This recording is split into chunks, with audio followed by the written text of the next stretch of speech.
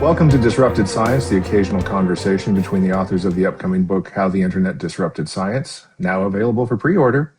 I'm Kent Anderson, here with my co-author Joy Moore, and today is Wednesday, April 29th, 2026. Hey, Joy. Hey, Kent. How's it going? It's going fine, thanks. Hey, by the way, I think we'd be remiss if we didn't thank Michael Magoulias again for doing our Absolutely. hosting Yeah. the last podcast. He did a great job, and it was really a lot of fun what we did with him. So he's great. Yeah. No, and we really appreciate it. And if anybody else wants to come on as a guest host or a uh, interviewee, we'd A love to have guest, you. right? Yeah. Yeah, we like having guests. We think we're hmm pretty nice to them. I think we're pretty nice. I think so. I'm Yeah, not, we try to yeah. be. We But realize you're doing us a favor. So yeah. Oh, yeah, also, if anybody wants to come in and argue with us, that'd be we'd terrific be nice too. too. I was Yeah. watching the a video that I texted you, and it'll be in our text this week for the author of that, or the guy who's behind that new documentary about crypto scams. And he hmm was talking about how it was a PBS interview, and he was talking about how it's good to be a skeptic because if you're a skeptic and somebody comes in and says you're wrong and they can prove it, you're like, oh, okay, you accept it. Yeah. Because if you're really a skeptic, you're like, yeah, prove me. If you prove me wrong, that's like the best thing ever, and I'm all down with Absolutely. that. Yeah. Yeah. Yeah. So, Teach me something I don't know. I'm all for it. yeah, yeah. Yeah. I just want to. Anyhow, so teach me one thing I don't know about bluebirds. So the bluebird update is the fledglings have left the nest and Ah, and they've flown away. I didn't get the head count, but there were 6 eggs and now they're all gone. okay. Um, but they've just moved over to the birdhouse across the way and now they Mm. are all pooping on my car. So Well, that's what happens. That's what happens out in the sticks with the birds and yeah. moving around with the birds in the cul-de-sac. I'm glad that they survived their incubation and grew up and now they're little tiny terrorists. Good for them. Okay. little little poop terrorists. Yeah, watch those flyovers. They're pretty nasty. So, but today we want to talk to you about a paper that involved Eric Topol. hmm And I think a lot of people caught this because it kind of became a big deal. And it's a fake paper with fake authors. Topol's just one of them. Real people, but fake attribution of authorship. And he's one of the most prominent names in, unfortunately, what we have to call mainstream medicine today. Yeah, Because, he's one of the voices of reason um, mhm, amongst a gaggle of nonsense. right, munch six bluebirds of poop. And so we looked at this and looked at this and looked at this, and we think there's some useful things to tease out and maybe a misdiagnosis on his part. Because again, one of the things that, good or bad, makes me happy or sad, that we know a lot about is what goes on in the systems and the incentive structures behind scientific publications. So we think he may have misdiagnosed it, and we want to talk a little bit about that, how that might lead to a different idea about how to cure the problem. hmm But you have really done some yeoman-like work about a couple of other papers about psychedelics. So, Yeah, when the news came out about Trump trying to pronounce ibogaine and with uh, his good his bestest ratings boosting frenemy Joe Rogan in the White right. House, I had to be like, what are you talking about? So Joe Rogan cited a paper and apparently, tweeted at or direct message Trump to say this is an important thing and it needs to be fast tracked in the FDA. So as with everything that goes on in this kind of policy-based evidence administration, there's Hmm. always a paper trail. So, what is the paper that he was talking about? Where did it come from? And what did it say? Right. So, it was a paper out of Stanford, fancy name. Hmm. Um, there were actually two papers, one in Nature Medicine and one in another Nature journal that were published 18 months apart, by this kind of the same author group.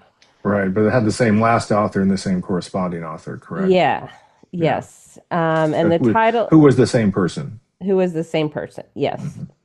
So the title of the paper is Psychoactive Drug Ibogaine Effectively Treats Traumatic Brain Injury in Special Ops Military Vets.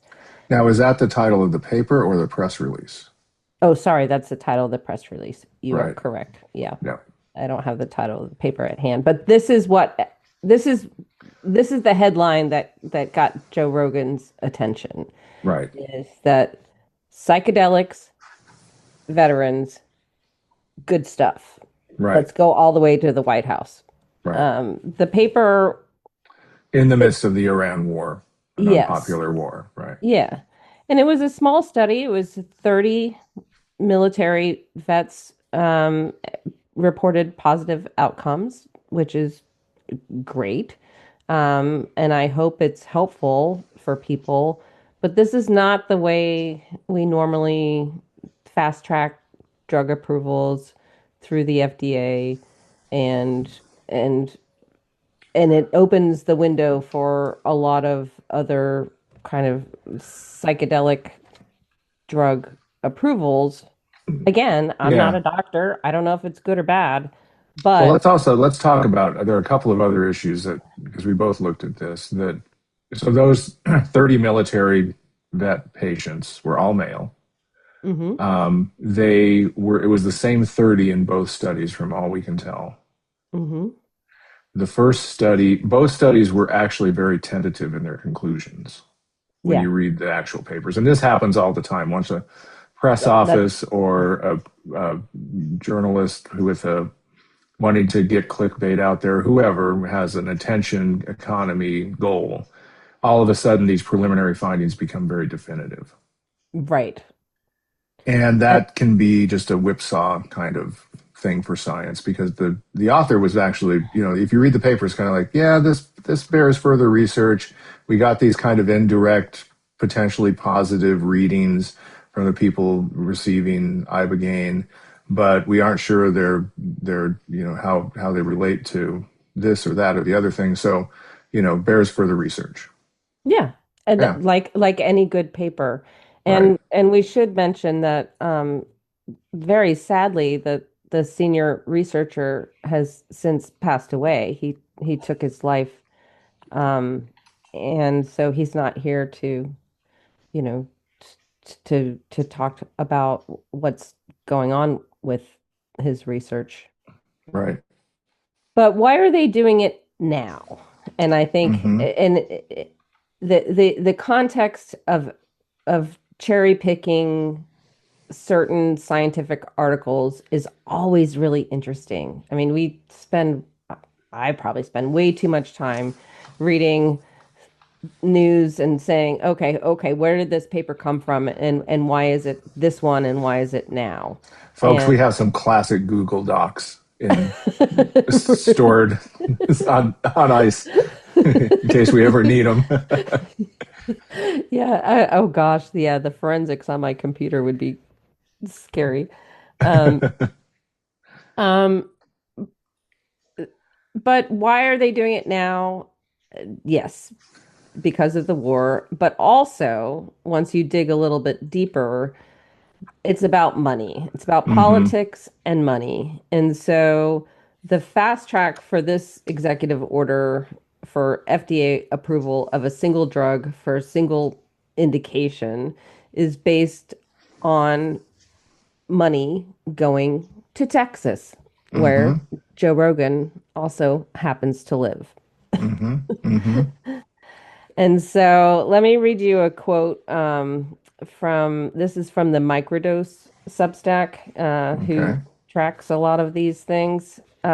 Trump's executive order comes at a crucial time for Texas.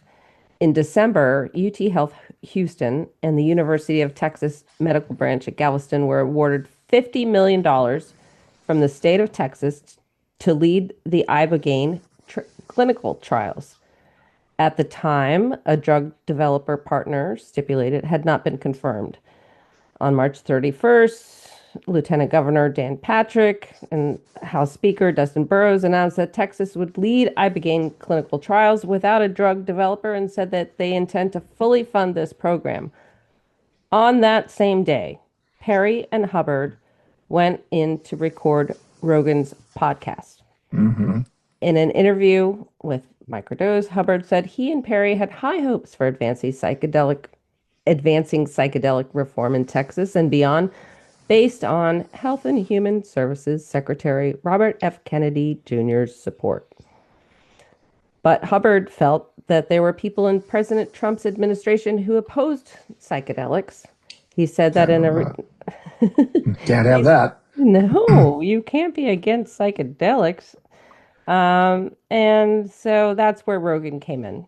Mm-hmm. So he got a bunch of money for Texas and got.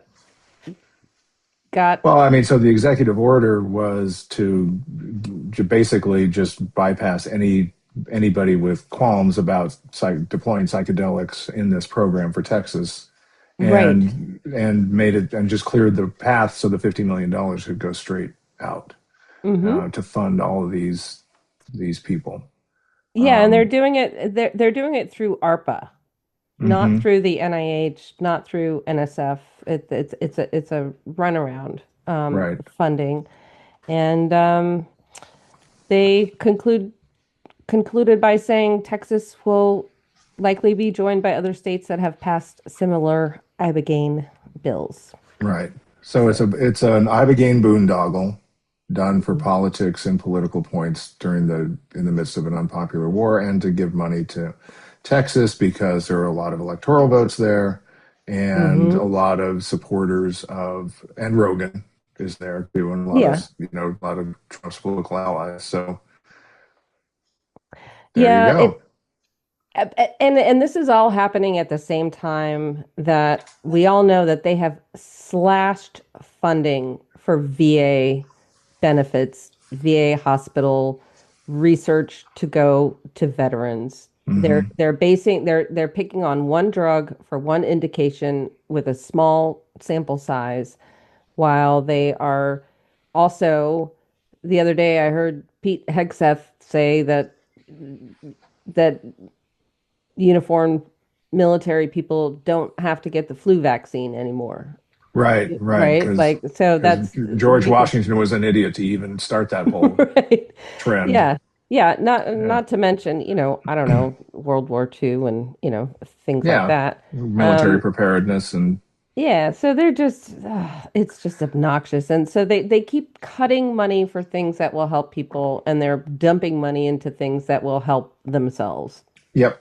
Par for the course. But this paper, so it's just interesting how, again, in this very distorted, warped media space, a podcaster who, is vacillating now between, trashing Trump and adoring him, sees a way to help his state get money and sees a way to look patriotic. It's all image, right? Yeah. It's all image. And then they don't care about money because they figure they're going to get their money and run and leave everybody else holding the bag. And they're probably right in that regard. But it's just as cynical as hell. So, and a misuse of the scientific record. But now, speaking of a misuse of the scientific record, let's move on to the main topic today. Ding, ding, ding. Eric Topol's Strange Week with a Fake Paper.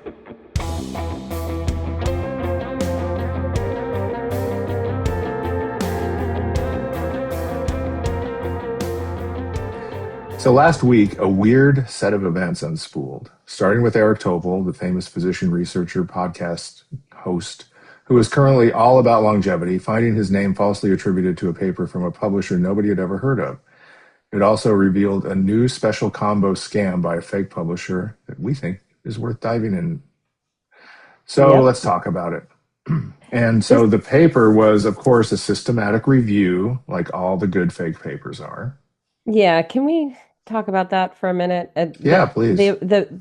And we've talked about it before, but these, air quotes systematic reviews are all over the place. There's even, I think I can't remember which publishers, like launching a whole new suite of reviews journals. Mm-hmm. These are like, I think it's Springer Nature, actually. yeah, these are, set it and forget it AI generated stuff, right? Yeah, it's what AI is good at is process stochastically processing a bunch of existing text and barfing out what will Yeah, look like a fairly convincing review. So that's why these things are right. You proliferating can so just much. well, and it's prompt engineering. It's like I would Hmm. like to prove that this equals this. Please, churn up whatever you can find and spit it out. And so, Right. Well, actually, what's even worse is these things are so sycophantic and so eager to please and so mhm. designed to please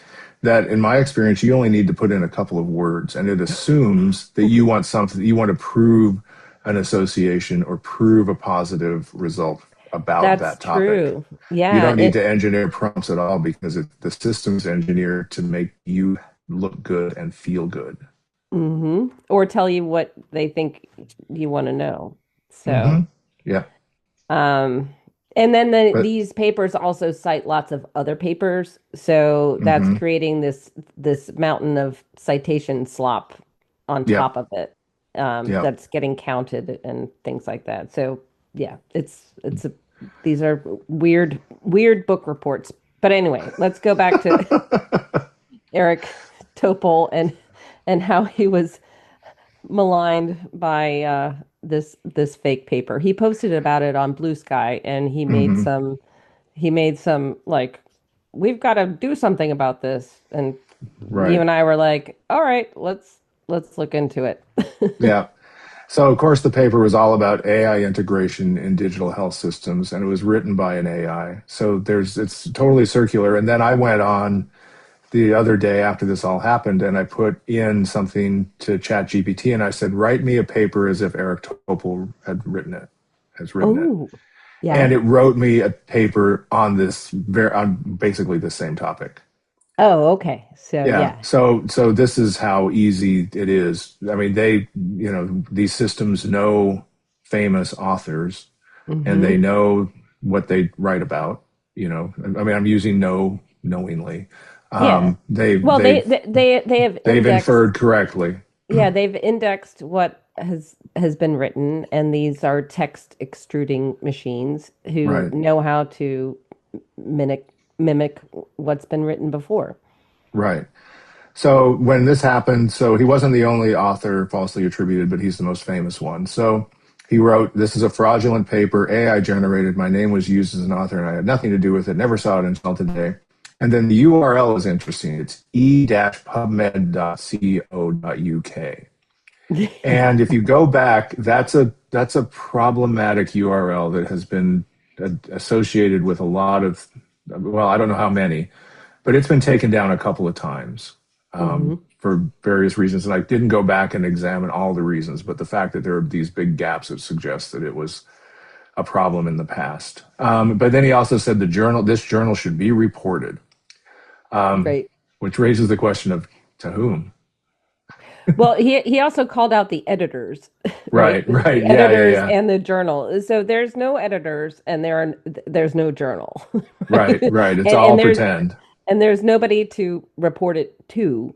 Um, Right, right. so So the URL, they said that, PubMed in our domain name refers to publishing media as an independent designation. Like that's a thing. You and I always talk about each other as publishing media experts, right? PubMed experts. Yeah. Oh yeah. PubMed That's doesn't how we mean talk. That's how it people on the doesn't street mean talk. PubMed is not like PubMed. It's publishing media. Media. Yeah. Yeah. Yeah. It's Because I we're love the scammer creativity is amazing. This one has everything. I feel like Stefan from Saturday Night Live. It's got E. It's got PubMed and it's Right. got co.uk. So I it's know. like online, PubMed, and fancy all at once. And it's all fake. That's right. So bring your glitter paint and bring no, yeah, Stefan was a great character. But then Stefan would also appreciate this. The publisher had the look and feel of Springer Nature and was called Ellinger Publishing Media, which what in the world? That's just Yeah, like such a and great made up word. right. Well, Ellinger. there's an E, which might sound like might invoke Elsevier, but then it's Right. the blue font of Springer Nature. No, Um, it's ah, it's a beautiful it's so good. yeah, it's almost what am I trying to, an homage. But Yeah, yeah, yeah, but where do they live? they live Where? in a shared workspace in London in a fancy area in Soho. So it's Oh, not like they don't have money to live on the third floor above a Zara department store or something like that. I mean, come on, let's be Ellinger is has a certain air to it. But then what was really interesting is, to me at least, and I think this gets to a deeper and more fundamental topic, which is the there was a PDF. It since has been taken down and removed in an HTML landing page, but they all resolved to a DOI on Zenodo. hmm. So this was like the super clever thing. They did kind of an overlay journal approach, but then they posted the paper on Zenodo. And it's interesting. So using the preprint infrastructure to do Hmm. a fake overlay journal, you don't have to index jack an existing journal. And Zenodo is, the king of the shrug when it comes to things on their site. They're just like, whatever, it's all open, whatever.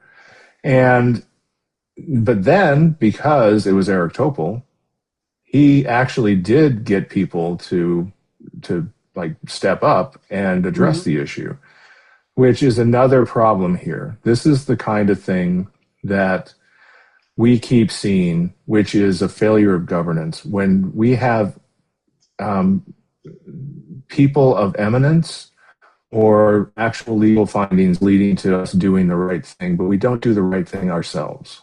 We just can't bring it upon ourselves to do the right thing, even though we know what it is. So pretty soon after, the preprint was removed by the owner under the guise of copyright infringement, The which it owner seemed of like the the owner owner of of the the fake preprint. fake.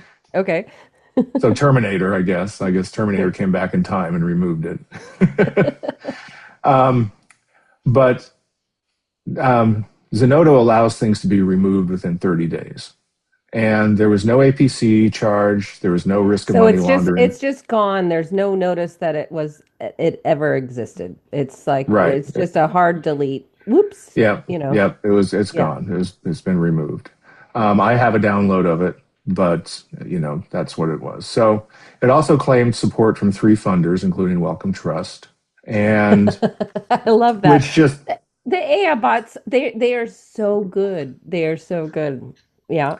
I'm sure yeah, this they're paper great at faking there us was no out. fun. Yeah, it's like, oh, okay. Yeah, of course, Yeah, references were not numbered because why would you? And it kind of seemed like a teenage prank, like somebody had gotten out over their skis and then realized like that maybe their academic, mentor was saying, "What are you doing here? This is I you've don't just know. ticked off one of the most famous physicians and scientists in the world." Do But you think it's a sting or I don't know. The whole thing's so weird. it's just so weird. But so there was no publisher, there was No, no journal. There was a no. preprint on Zenodo with fancy author names on it. Hmm. And the findings were neither provocative nor lucrative. It's not like there was some sort of, magic insight that was going to lead to somebody buying something new. Yeah, that was the Um, other head scratcher on this. It's like if you're gonna fake a paper, then say something interesting. And there wasn't anything interesting about it. It's just, right. but AI in healthcare needs human guidance. Okay, Yeah. Yeah. cool. Yeah. Eric Yeah, Topol probably would agree with the thesis. right. Well, it was very similar to what I got ChatGPT to write on his behalf, or mimicking him very easily. You can Hmm. try it yourselves, folks. Write a paper like Eric Topol. Yeah. And so that's one of the deeper problems, is that you have all of these stochastic parrots out there who are willing to fake people out about the provenance of a work, which should not be allowed. But then also, who do you report the problems to? Is it CrossRef? No. Orchid, STM, Clarivate, Zenodo, Interpol. The local newspaper. But you know this this the media space was leveraged to take care of this, which is a good thing, I guess. But again, this is the kind of thing that we should not have happening. Full Mhm. stop.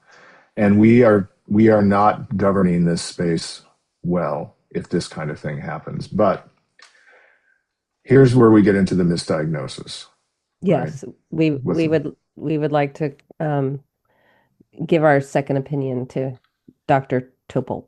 with all due respect. Yes. So it didn't happen because of editors in a journal. It happened because of technology, incentives, and a lack of governance. And that is, we can say about a lot of things these days. Hmm. So incentives, technology, and lack of governance. Full Yeah, stop. You right. can track most of things back to those three things. Yep. You look around, that's the problem. So governance of when a journal can be considered established.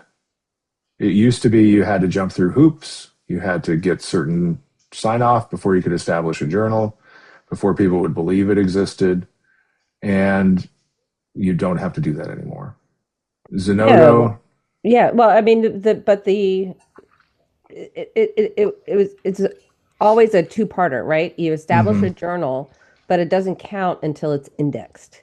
right, And so you have to prove to the powers that be at the major indexing organizations, whether it's public like Medline or private like Scopus and Clarivate, that this content is worth them putting right. That you're into their you're mix. you're Yeah. supporting it adequately. You've got a stable Yeah. publishing framework. That Yeah. you've got the right editorial checks and balances in place. That you've got a community in mind and all that kind of stuff. Hmm. And none of that needs to happen now. So that's one issue. Then you have Zenodo, which has a history of being exploited, but has done little to nothing about it. And that's another whole issue.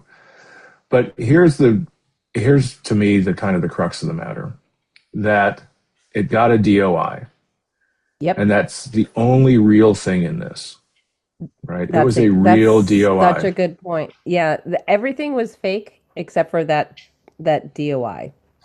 right? And you and I have been talking about this. I've been thinking about it for a long time.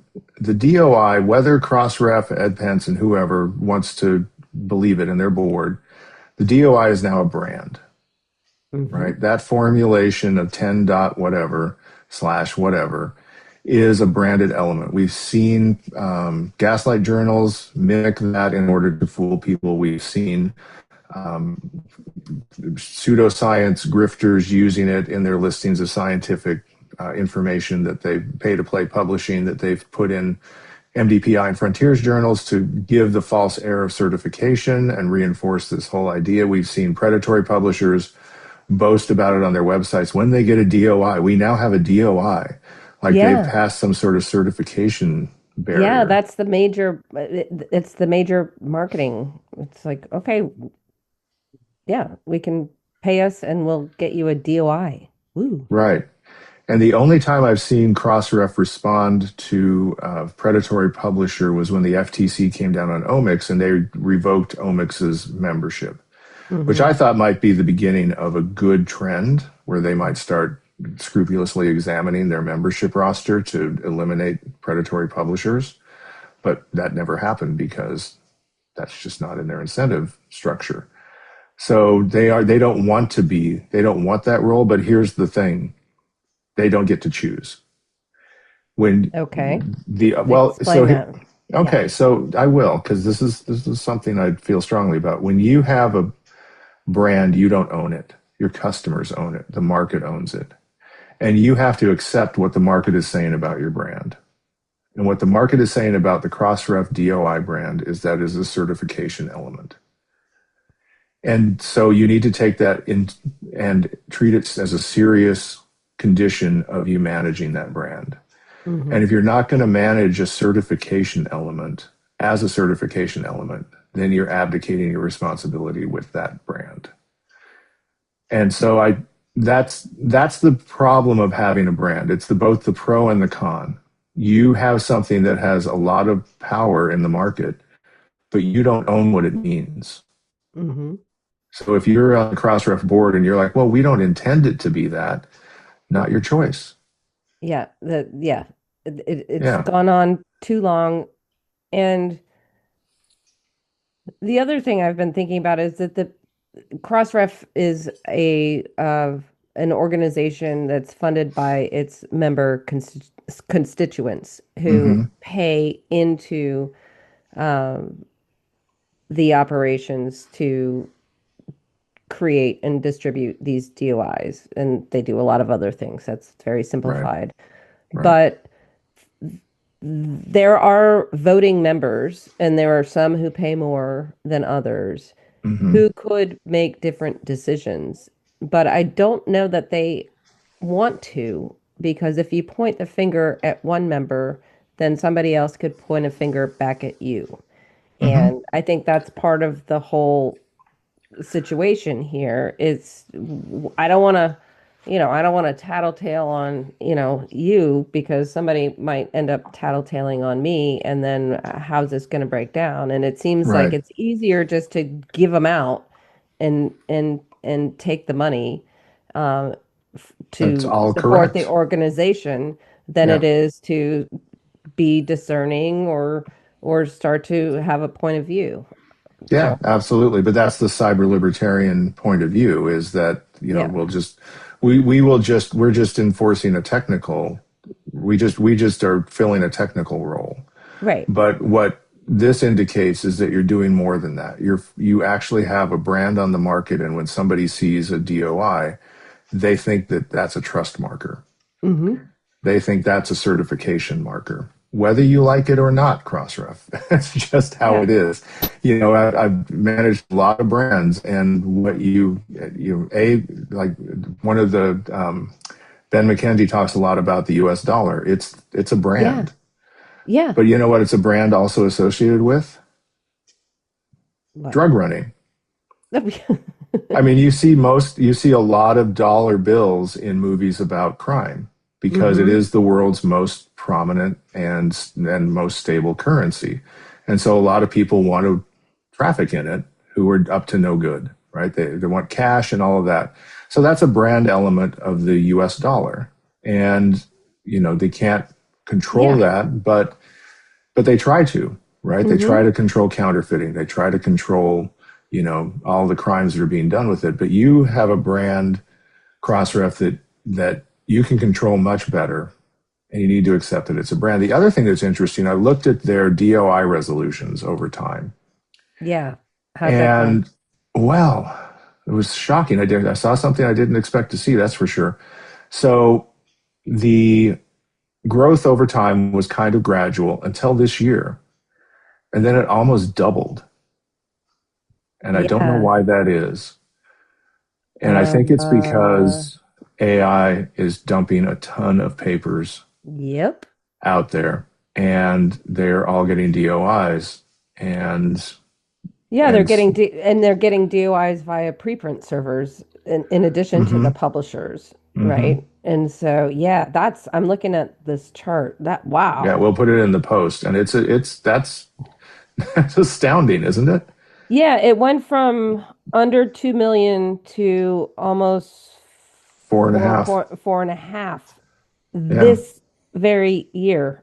right, right. We're not even done with this year. We're not even close No, to halfway it through. was just through March. So we've got Gold OA, we've got preprints, we've got AI generated papers, we've got the automated box of confusion, and all of this is built on the brand of the DOI. Yeah. right? And the people running CrossRef are not managing the DOI as a brand. This kind of escalation of resolutions, it would be very interesting to be a fly on the wall of their board meeting to say, is this good news or is this cause for concern?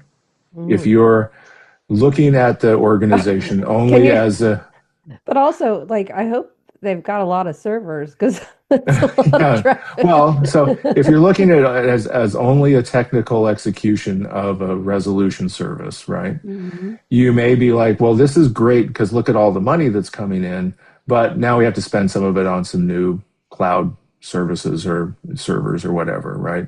We need to do Mhm. some load balancing. That might be the end of the board discussion. I don't know. But if you look at the DOI as a brand, you may say, you know what, this brand is being openly and flagrantly abused, Mhm. and we are not in control of it anymore. We probably lost control of it 5 years ago, but now it's completely, because you look at how it flattens out in about 2020. Yeah. That's probably the normal, the normal. And then it starts Yeah. escalating because of all the other things that have gone. But anyhow, All the extra stuff. it's kind of shocking. So we think that you know, Eric Topol, God love him, he's great, he's fantastic, and Mhm. we're sorry this happened, but we think that this is incentives, technology, and a lack of governance, and the lack of governance really, and all of those things resolve. You like that, Jim? Haha. At CrossRef around the DOI, because their incentives, their technology, and their lack of governance is at the heart of the only real thing of this story, which is the DOI. Yeah. So I know CrossRef, step that up. that You got a brand. it's funny though that we performed our, Dr. House diagnosis on Eric Topol's bad day and it, comes back to DUI. Yeah. Doi. It's funny. Sometimes you hear the hoof beats. A lot of times it's not a zebra. It's just a horse. And this case, it was the horse named Doi. All right. Right. So let's move on to our discoveries of the week. All right, let's do it.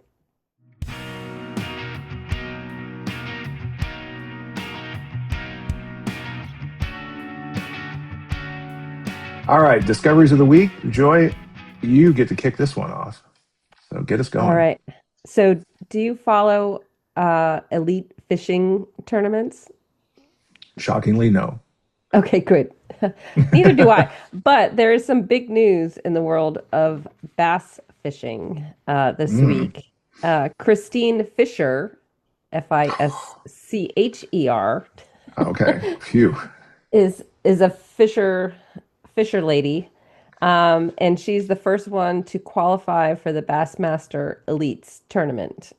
So Nice. it's the first time a lady fisher is getting to go to the big Lady leagues. Fisher, name Fisher. Named Fisher. Yeah. So I'm super psyched for her.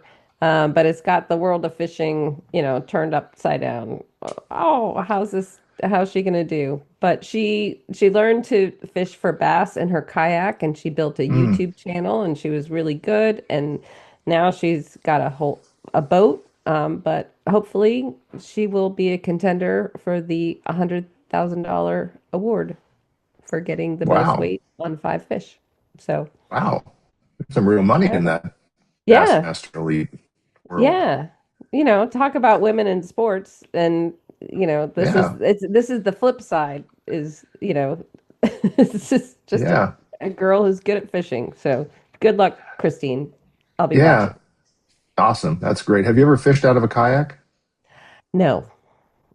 It's a very good way to fish. It's a very good way to fish, Yeah. especially if she's going for bass because it's shallow water. So it's great to have Hmm. that kind of boat, and it's very comfortable. Yeah. And yeah, I've fished out of a kayak a few times, and I've actually enjoyed the heck out of it. So it reminds me I probably should do that again. But I like kayaking, but it's just there's a lot of moving parts. I can't imagine having a fishing pole involved. Like I just need to make sure that I don't lose my paddle. yeah, it does keep you frosty. That's for sure. Keeps you focused. All right, that's awesome. Good job. All right, good luck, Christine. Yeah. So my discovery of the week is, so I have a friend who I adore because he's always bringing me the strangest stories in the world. And he's just fantastic to have lunch with. And we had lunch the other day, and he was talking, he said, have you ever heard about yam masks? What? Yeah, yam masks. Yeah, So I Max? had not, yam masks. Okay. So apparently in Papua New Guinea, the yams grow as big as pigs. Like they're huge. And they're so big that they have an annual festival when the biggest yams are trundled through town, carried through town, and celebrated for their size, shape, and beauty and lusciousness. But to add to it, they create these masks for them, like they're little people they're carrying around. And they Oh, put masks and they did how they're designed and what they symbolize and all this kind of stuff. They do all of that. And so they have yam masks. so And there's a whole they put a mask on the on giant the yam. sweet potato Yeah, and then on give the it a giant face. and give it a face, and it's supposed to, have some sort of, expression of the carrier's belief and worldview and all that kind of stuff. But I guess the leftover when they're done, the masks are saved and increasingly collectible, and so there's kind of become this art trade in yam masks from Papua New Guinea. And I had no idea. And I'm just eating lunch with my friend. I'm just like, you bring me the craziest, best stories ever. Yeah. And yeah, so thank you. You know who you are. And I'm not going to Yes. divulge because I want to keep my unique source to myself. But if you ever have lunch Yeah. with this guy, you may realize who it is. But Well, I he's gotta look at fantastic. that's awesome. So that there, I wonder if there's like a whole art trading, world Oh, in these. I'd love to see one on Antiques Roadshow. Would they there be able to is. So identify it? there is what's it called? There is a site, Fine Art Bidding or something like that. There's a site where you can go out and do like eBay, but for fine art. And Mm-hmm. he does that too. And you Yeah. can get all this strange artwork out there and bid on it and watch it. And it's like eBay for, and there's all these crazy stories about all these artists who have been discovered in, Aboriginal lands and all these places and got rich quick and because their art got hot on this site and all this kind of stuff. But that's for another day. All Yeah. right. So yam masks and Christine Fisher chasing the Bass Master prize. Pretty good. Yes. There we go. All right. All right, we'll wrap it up there. Thanks for tuning in. Thanks to our friends at Provoke the Truth for the music. If you have topics you want us to cover, please email us at disruptedscience@gmail.com. We'd love to hear from you. You can also keep up with developments of the Geyser, where you can subscribe to support our efforts. And thanks for listening. Thank you. See you later.